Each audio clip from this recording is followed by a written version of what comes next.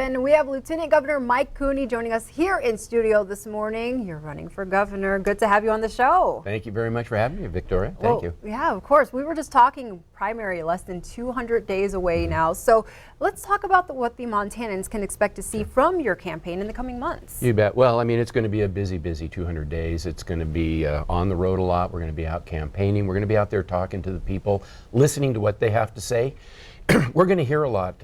We've already heard that, healthcare is of major concern, and they're interested in what the state's going to do about healthcare. And we've talked a lot about Medicaid expansion and how important that is, not only to the state now, but what it'll mean to the state in the future.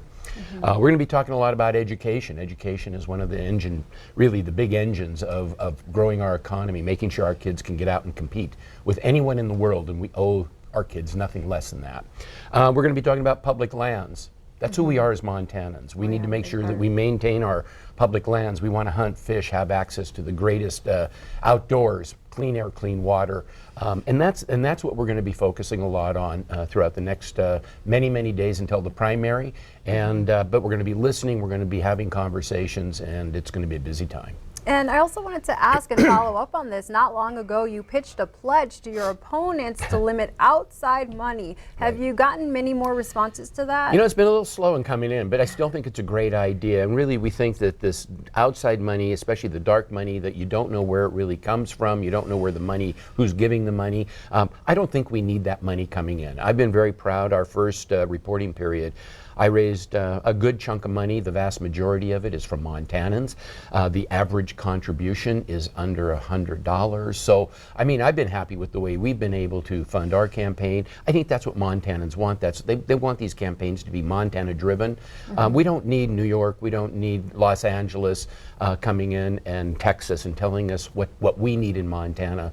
So we're not giving up on that. We're going to still push it, but it's been a little slow. And to finish up here, it seems that the Republican Party has a few prominent candidates. So I was curious if that's influenced your campaign in any way so far. It really hasn't. We've developed a plan. Our plan is to get out and really talk to Montanans and have a conversation with them.